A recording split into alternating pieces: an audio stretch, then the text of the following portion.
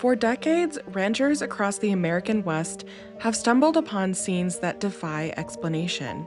Perfectly healthy cattle found dead overnight, organs removed with surgical precision, no blood, no tracks, no signs of struggle. From Colorado's windswept plains to the deserts of New Mexico, these cases have become part of a rural legend and one of the most strangest unsolved mysteries in modern American history. Welcome to Morbid Outdoors, the podcast that ventures deep into the shadows of the wild. Here, we unravel the mysteries of missing persons, explore spine chilling legends, and share the most morbid stories that nature has to offer. From the depths of the dense forests to the highest mountain peaks, we'll uncover the secrets that lie hidden in the great outdoors. Join us as we navigate the eerie, the unexplained, and the terrifying. So if you dare, grab your gear and let's embark on a journey into the unknown. This is Morbid Outdoors.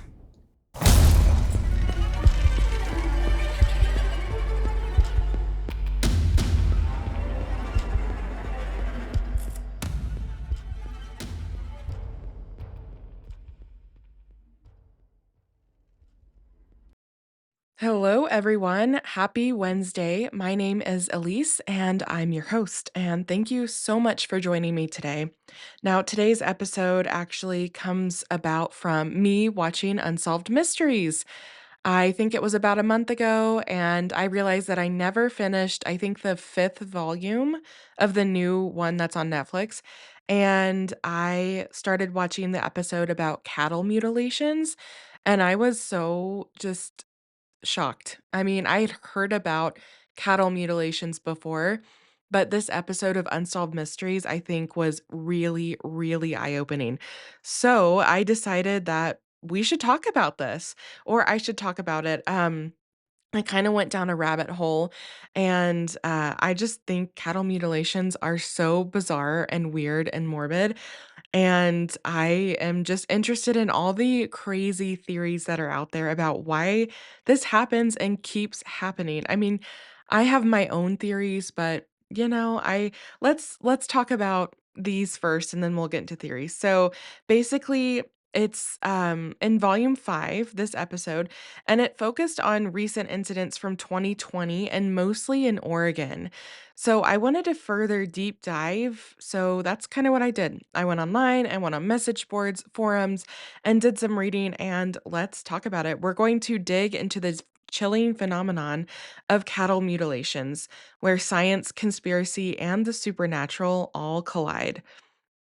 Are these killings works of predators? I don't believe so. Cults? I don't know. Government experiments? Possibly. Or maybe even something far stranger. Because sometimes out on the open range, the silence hides more than the wind. And what's left behind in the grass might not be as lifeless as it seems. So let's start at the beginning. Now, in 1967, tabloid newspapers explode. I mean, they go crazy when a horse named Snippy is found dead. Now, this happened in Alamosa, Colorado, which is near the Great Sand Dunes National Park. And if you listen to National Park After Dark, they do have a really good episode about Snippy.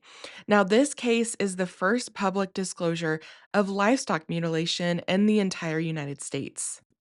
And since the Snippy incident, ranchers have reported more than 10,000 similar cases across the entire United States.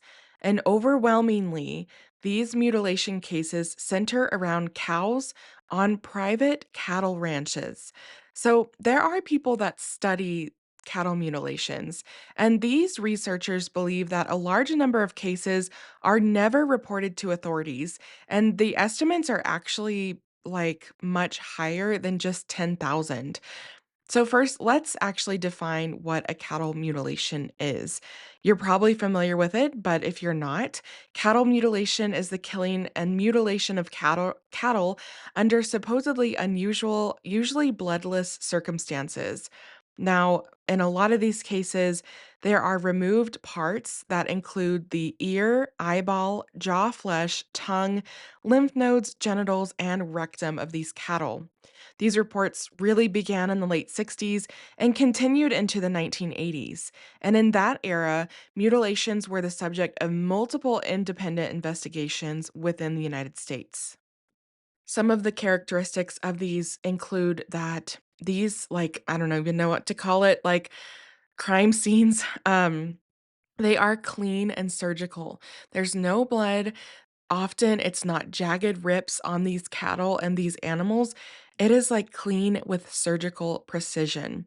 Some animals were reported to have been drained of blood, but with no sign of blood in the immediate area or even around their wounds. So that to me screams like laser. I don't know. I'm not an expert, but this stuff is so freaking weird.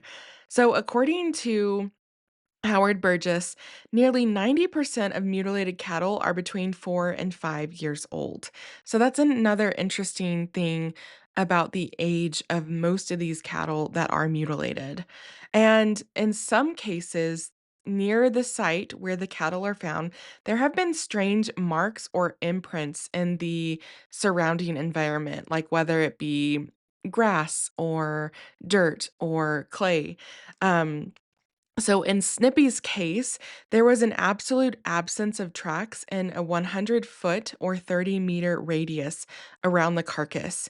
So even the horse's own tracks disappeared within 100 feet of its body. So it was like it couldn't have even walked there because there's no tracks of anything. So like I said, Snippy was the first case that got national attention. So let's briefly talk about Snippy.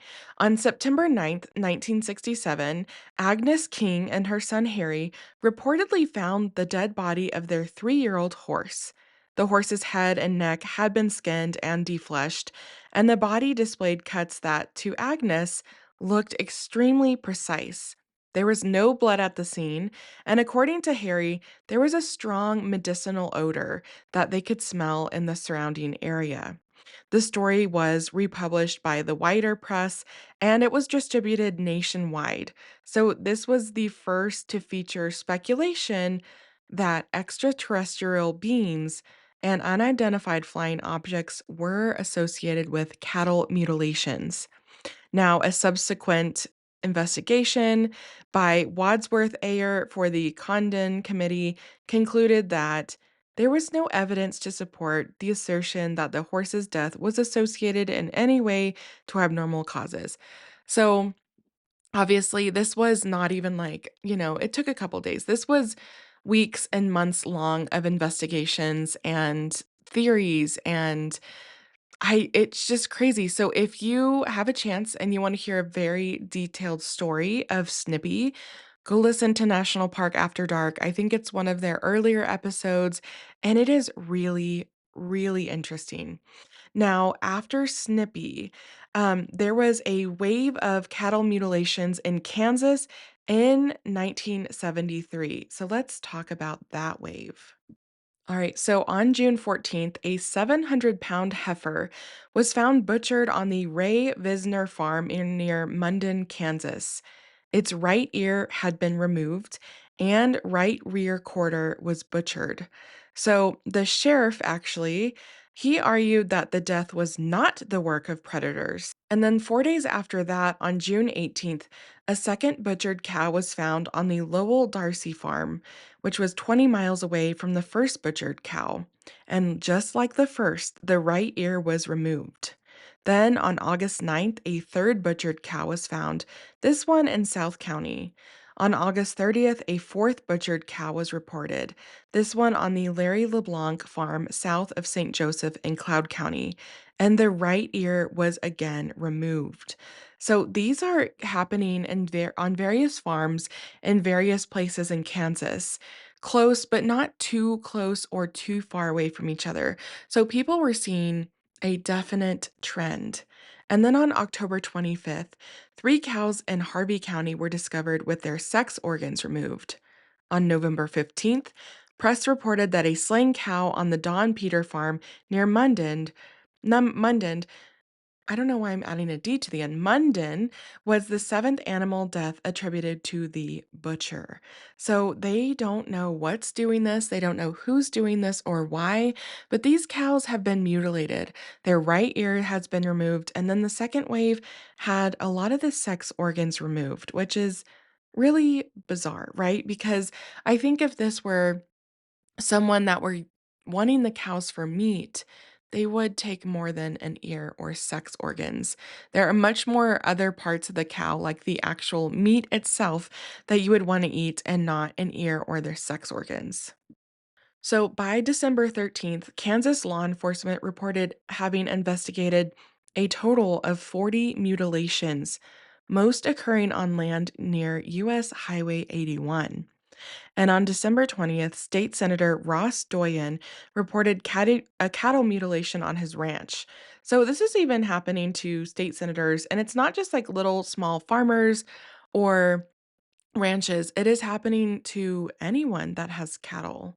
On December 22nd, the Kansas Brand Commissioner's Office determined that most of the deaths and removal of sex organs were the result of natural causes, including predation, shipping fever, and blackleg. Now, I don't agree with that, and neither did a lot of the ranchers and people that were involved directly in this. They all vocally disagreed and with the conclusion, and they denied that local ranchers would mutilate dead animals for insurance money, calling them honest and respectable people. So I honestly am going to have to agree with that. Ranchers aren't going to mutilate their cattles just for insurance money. And what would be the point of that? I mean, that's a ridiculous claim. And I think that if you know any ranchers or farmers, you know they're not going to do that. I mean, most of them are not going to do that. Then in 1974, there was a Nebraska wave. Reports resumed in April 1974 when a Nebraska cow was discovered mutilated and drained of blood.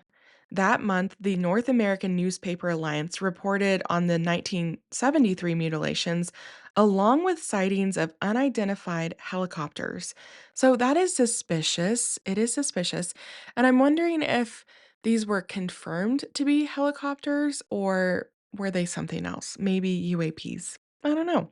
So on September 30th, 1974, there was an issue of Newsweek that came out, and it's the magazine, and it was the first national outlet to cover the ongoing mutilation story.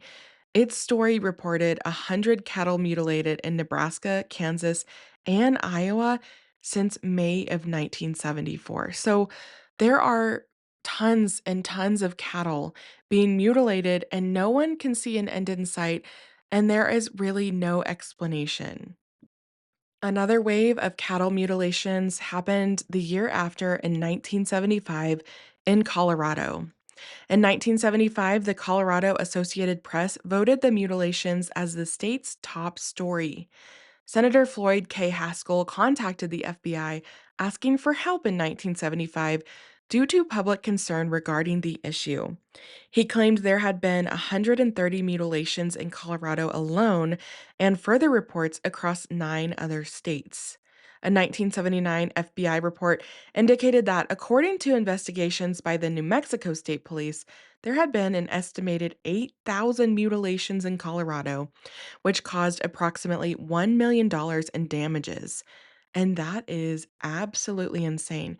8,000 mutilations? That is crazy. And then that same year in October, the New York Times published a story examining cattle mutilations across 11 states. So this is not just concentrated in the western United States. This was happening in Arkansas, in Iowa, Nebraska, Kansas, all of these states, New Mexico. This was happening all across the United States. Anywhere that there's large amounts of cattle, mutilations were happening. And in one case documented by New Mexico police and the FBI, there was an 11-month-old cross Hereford Charolais bull belonging to Mr. Manuel Gomez of Dulce, New Mexico. This bull was found mutilated on March 24th, 1978. It displayed all the classic mutilation signs, including the removal of the rectum and sex organs with what appeared to be a sharp and precise instrument. But The internal organs were found to be inconsistent with a normal case of death followed by predation.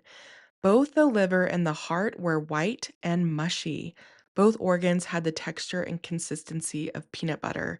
And that's coming directly from New Mexico State Police report. So let's talk about this bull that was mutilated. The animal's heart, as well as bone and muscle samples, were sent to the Los Alamos Scientific Laboratory for microscopic and bacteriological studies. So, they sent it to the Los Alamos lab, and if you know, that is, like, highly locked down. I drive through that multiple times a year, and if you're driving by, you cannot make a left and go onto the premises, because then you're subjected to a full search. It is very classified. They work on classified government things there. There's security, there's checkpoints. It is really interesting that they sent the tissues there instead of just a state lab, right? Because the FBI was involved at this point. Samples of the liver were sent to two separate private laboratories as well. So the Los Alamos lab, they detected the presence of naturally occurring Clostridium bacteria in the heart, but was unable to reach any conclusions because of the possibility that the bacteria represented postmortem contamination. There was no microscopic changes of pathological significance that were found within the heart tissue that they were testing. Samples from the animal's liver were found to be completely devoid of copper and to contain 4 times the normal level of zinc, potassium, and phosphorus. The scientists performing the analysis were unable to explain these anomalies. That was highly unusual, not natural at all. Blood samples taken at the scene were reported to be light pink in color, and they did not clot after several days, while the animal's hide was found to be unusually brittle for fresh death. So the animal was estimated to have been dead for 5 hours before it was found, but it really wasn't matching with how the hide was. And the flesh underneath was found to be discolored. So it was like fresh death, but not. Not a single laboratory was able to report any firm conclusions on the cause of death or why this tissue was so severely damaged. And at the time, it was suggested that a burst of radiation may have been used to kill this bull, blowing apart its red blood cells in the process. This hypothesis was later discarded as subsequent reports from the Los Alamos Scientific Laboratory later confirmed the presence of anticoagulants in the samples taken from other cows mutilated within the region. Now, of course, sometimes cattle die, and farmers might think it's mutilation, but it might have just been because of natural causes. But this is not always the case. And actually, multiple lines of evidence suggest that some portion of the cattle mutilations in the 1970s and 80s might have been the result of an organized effort by humans. Lab tests found some animals had been sedated with known drugs, that we knew about. There were unidentified aircraft that said to have sounded like a quiet lawnmower, and these were all reported near a lot of the mutilation sites. Cattle were found to have been marked with a chemical that glowed under fluorescent light, suggesting that some of these animals were pre-selected for whatever procedures happened to them. Decades later, it was revealed that stealth helicopters had secretly been developed and deployed in the early 1970s. 21st century authors speculate that these so called mutilations might have stemmed from covert monitoring of threats to public health or perhaps some sort of secret weapons test. So let's talk about these helicopter sightings. So, in Dulce, New Mexico, where that bull that had all the testing done, actually, when they were out, and I say they, I mean like the New Mexico State Police, tribal police, and game wardens, when they were out, monitoring and trying to see what was going on, they actually attempted to pursue the aircraft that was near Dulce, but they found that this mysterious craft would move whenever an officer radioed that he was close. So they came to the conclusion that whoever was flying this craft was eavesdropping on the radio. Um, so basically, law enforcement switched to speaking only in Apache. The strategy worked, and they were able to surround the craft, which was forced to pass overhead of one of the officers. He reported hearing a quiet sound like a lawnmower. By 1975, the problem was so prevalent that some ranchers formed armed vigilante groups to patrol their fields at night, which is honestly kind of badass. And it's kind of scary because it's like who are flying these aircrafts and why? And why are they around our cattle? Like I think these ranchers definitely thought there's something crazy going on here. And honestly, being that it's New Mexico, I would say it was likely the government in this situation. Authorities actually ran ads in Colorado that urged ranchers to not shoot at their survey helicopters. So that is honestly kind of funny because these ranchers were going rogue. They were protecting their cattle and their money and their livelihood. Now, the National Guard warned its helicopters pilots to fly higher than normal altitude to avoid fire from, quote, jittery farmers. In 1976, two Cache County, Utah police officers reportedly confronted several men in an unmarked U.S. Army helicopter at a small community airport in Cache County. The witnesses asserted that after this heated encounter, cattle mutilations in the region ceased for about 5 years. This story was first published in a 2002 report. So I find that very interesting. It seems like the government is to blame for at least some of these mutilations.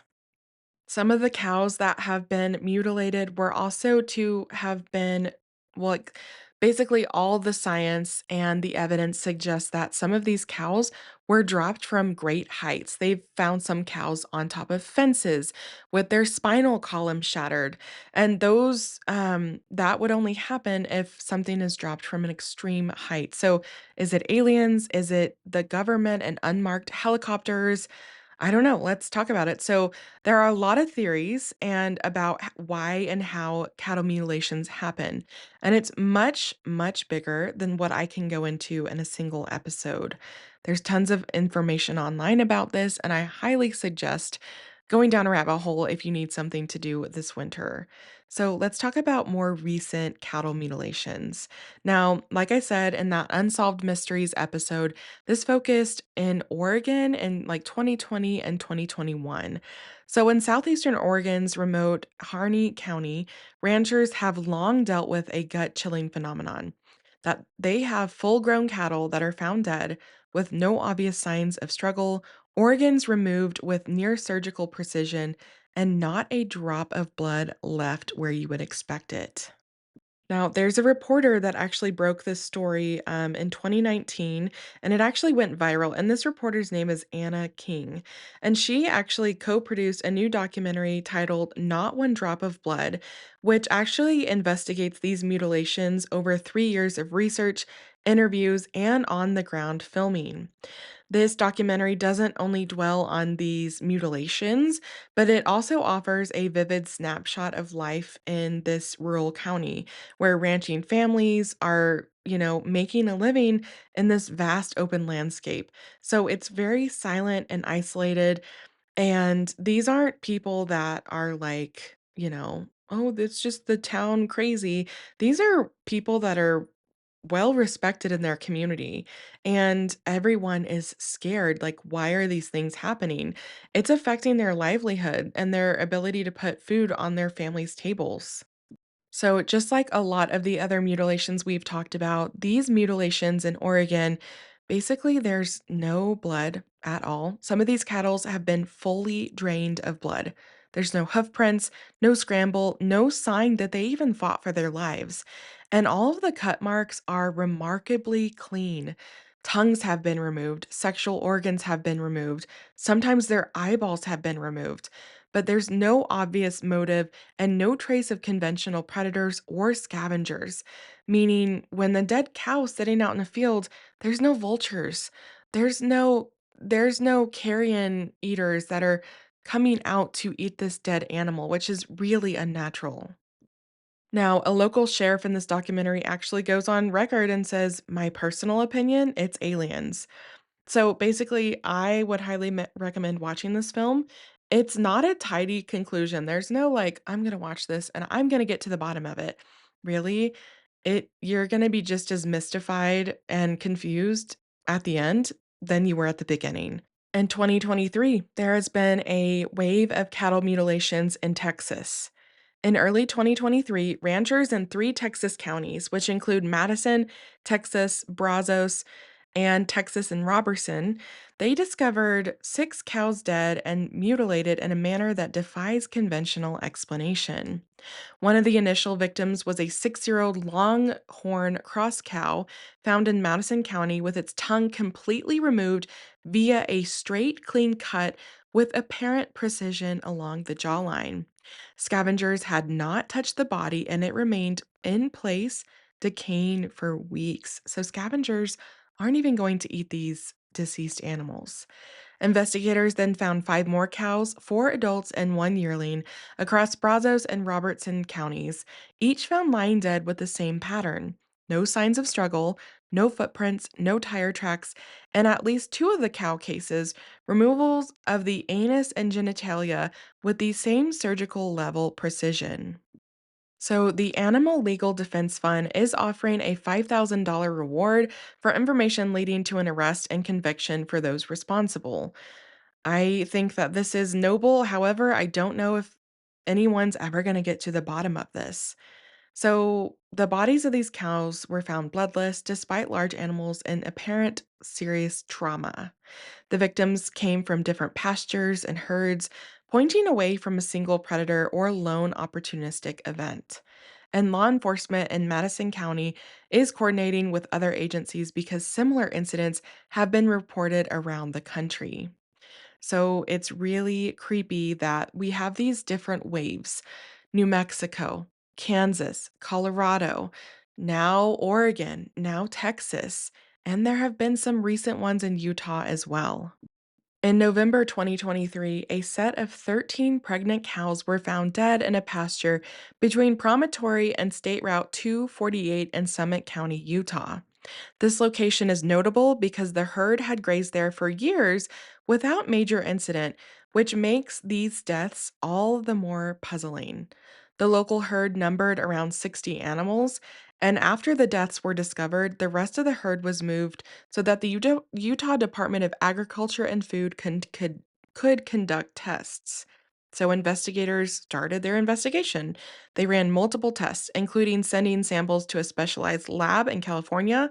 They looked for toxins, disease, or other obvious causes of mass livestock death. However, all tests returned either negative or inconclusive results. So, in short, these causes of deaths remains undetermined. 13 cows, all pregnant, dead, and nothing, no test to say one way or the other what happened. Then, just this year in July 2025, rancher Paul Martinez discovered one of his bulls dead on his property in East Carbon, Utah. So, what made this scene particularly eerie?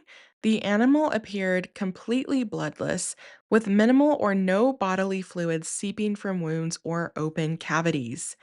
Unable to find any satisfactory explanation via regular livestock predators or accidents, Martinez invited paranormal investigators and other experts to examine the site.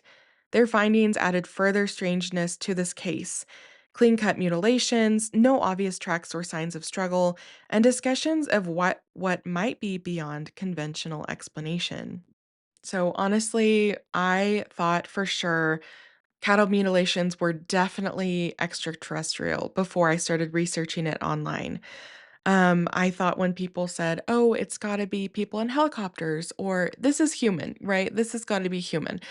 I honestly would have laughed at that explanation like 2 months ago, because why would anyone do this? But the more I was reading online about these US, helicopters, they're unmarked. It's like military personnel, and the findings of drugs and these cattle systems that some of them had been marked. I think for sure maybe the government is doing this. Doing what? I don't know. But why do it to cattle that you don't own? Why impact farmers and ranchers' livelihoods? it just doesn't make sense to me because the government can definitely have their own cattle and conduct their own tests, maybe a little bit more covertly instead of drawing national news media attention to these really weird cattle mutilations.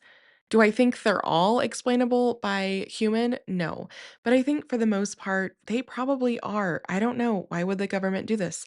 I want to hear you guys' theories because I always thought it was alien, and now I'm starting to lean more towards maybe it's the government. I mean, the government's done more fucked up shit than this, so I don't know. I would love to hear what you guys think or if you guys have any personal experience with this.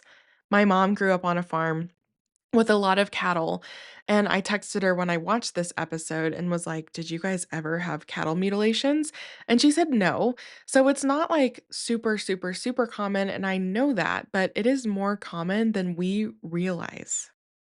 From Oregon's high desert to the Texas plains and the quiet pastures of Utah, the pattern remains eerily familiar.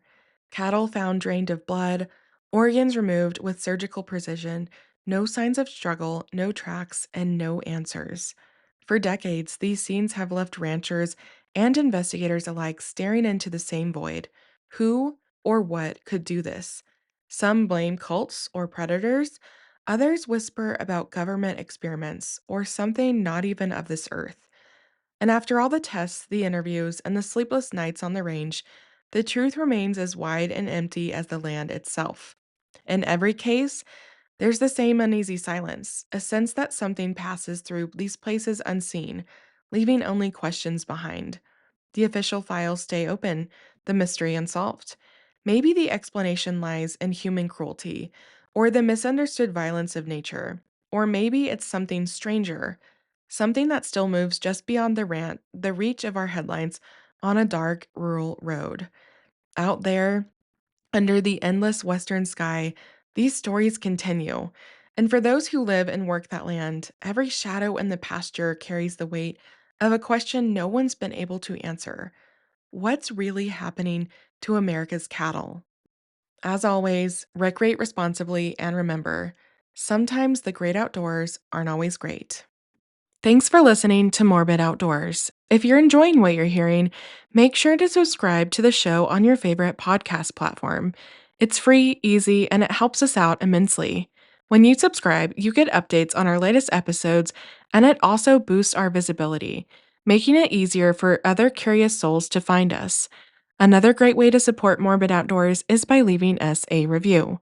Whether you're on Apple Podcasts, Spotify, or wherever you listen, a quick review helps us know what you love about the show. You can also join us on Patreon for early and ad-free content. Find us on Instagram and Facebook at Morbid Outdoors Podcast. You can email us case suggestions and your campfire stories at morbidoutdoorspodcast@gmail.com. Thanks so much for the support, and I'll see you next time.